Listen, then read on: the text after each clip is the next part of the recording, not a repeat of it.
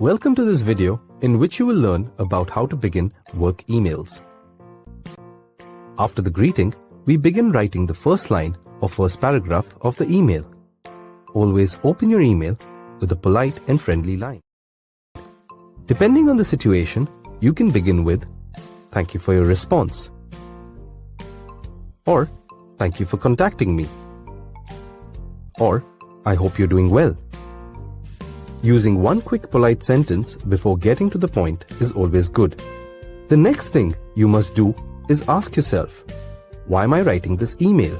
Or, what is the purpose? The purpose is what you need to write in the second line. This helps the reader understand why you have sent them the email. For example, to congratulate someone, begin with, "Congratulations on the project." Or, if you want to ask for a report, begin by saying, "Could you send me the report?" Sometimes we begin our email with "as requested," "as discussed," "with regard to," "please be informed," or "as you may know." For example, as discussed, I'm sending you the plan for the month of November.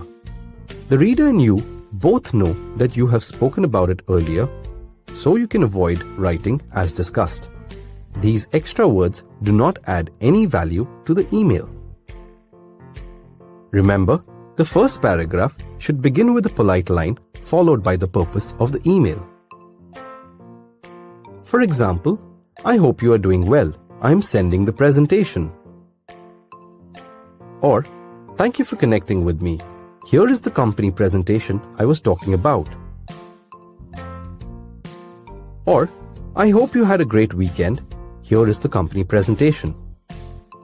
We hope you have understood how to begin your business emails.